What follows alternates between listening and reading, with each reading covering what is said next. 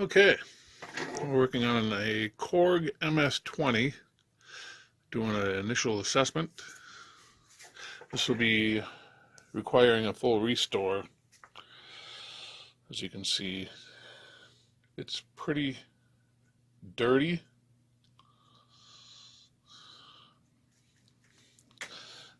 Jacks are rusty. I'm sure it to function though, which is good. So we're going to go through some of the functions here.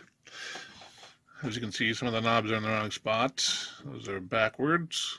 So switch these around once we get her apart. So start with oscillator 1. Filters are all the way open. Envelope generator is ready to receive a gate signal. That's oscillator 1.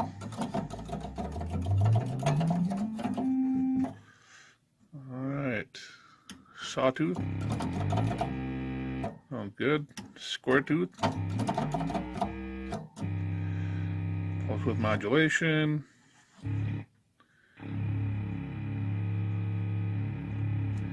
Appears to be working. Pots aren't too dirty. Noise. Noise is good. Oscillator 2. Oh,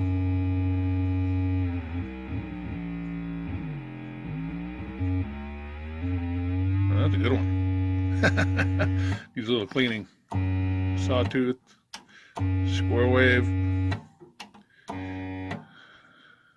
Pulse. Ring modulator. Ooh, that sounds nice. Alright, oh, forgot a step. Oscillator 1 footage. Put on the sign with it.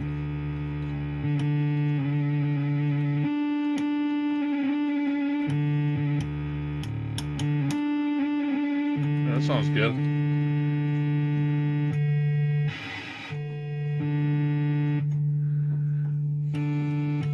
That's not terribly as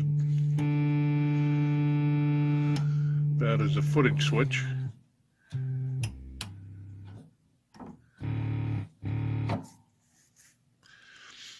Alright, that's oscillator 2 footage.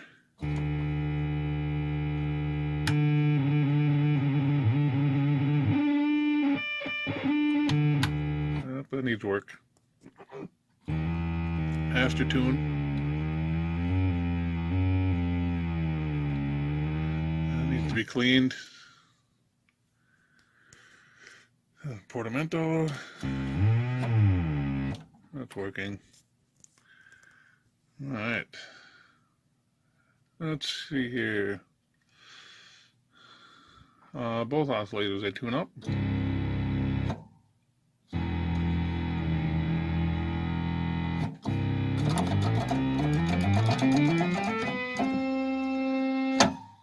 Sounds good. Alright, let's try the filter.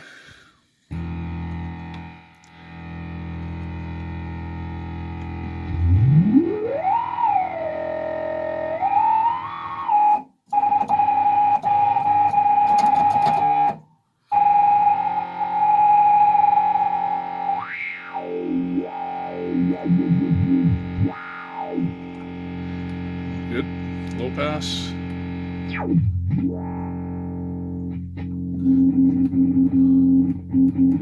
That's not working very good.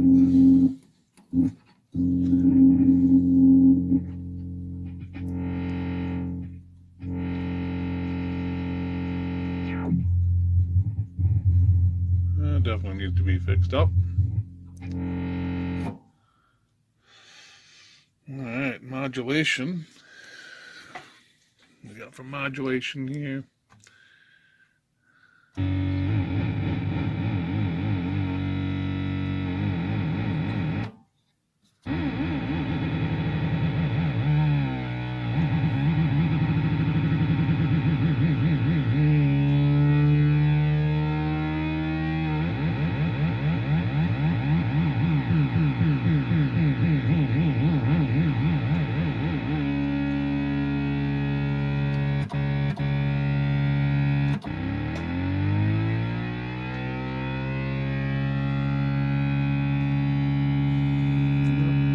envelope generator 1's working.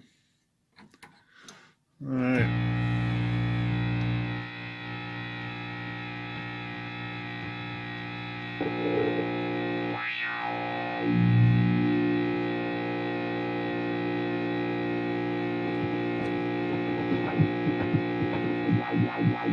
Knob's dirty for sure. Pot's dirty.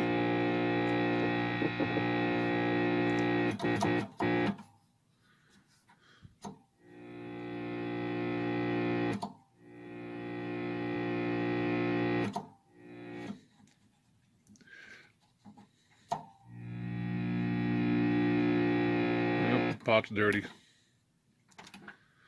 Alright, what else we got? Same thing.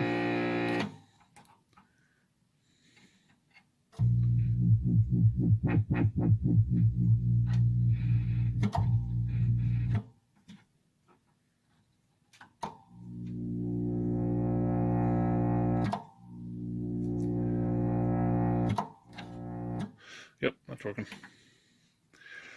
Alright, so envelope generator 1, the modulation generator is working. Envelope generator 2 appears to be working. Alright, instrument interface. Definitely gonna have to check that later. As you can tell,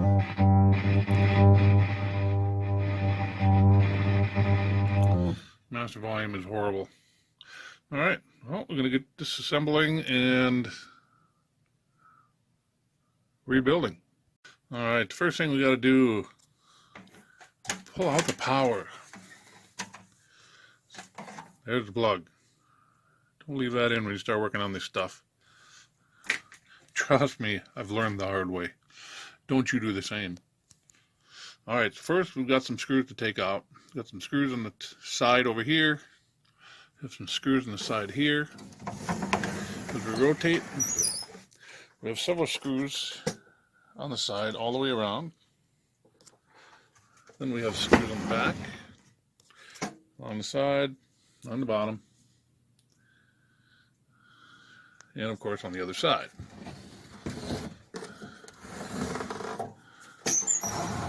Cool.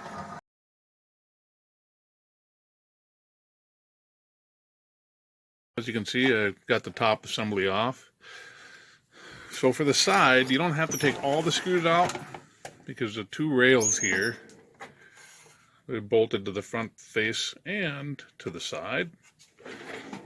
And so the side screws here and here and here through here, you don't have to take off. You do have to take off the ground strap.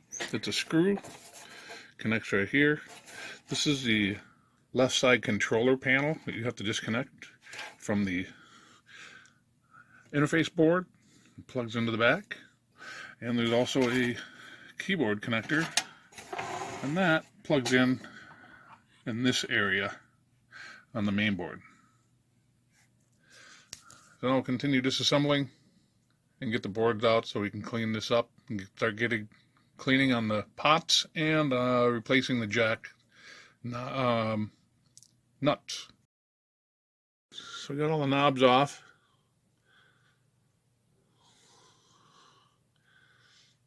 As you can see, there's quite a bit of dirt underneath those. Next up, we get the boards out and we'll do a little inspection on those and we'll go from there. Right. So all the knobs are loose. Now you just give them a spin.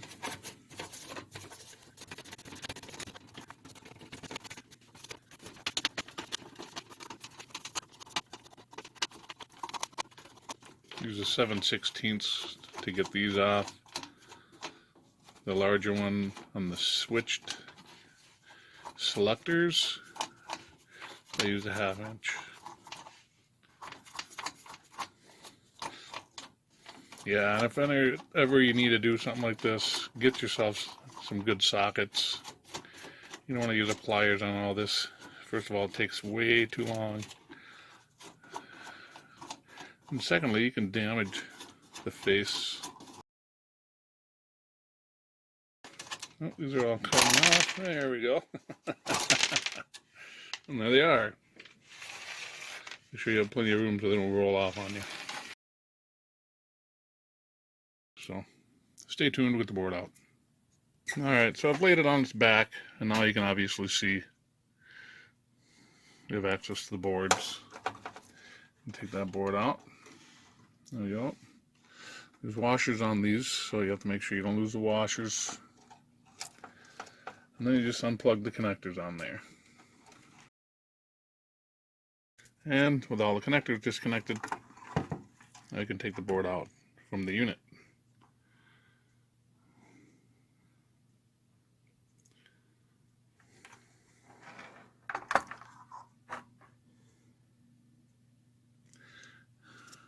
Next, we'll need to do the jack board.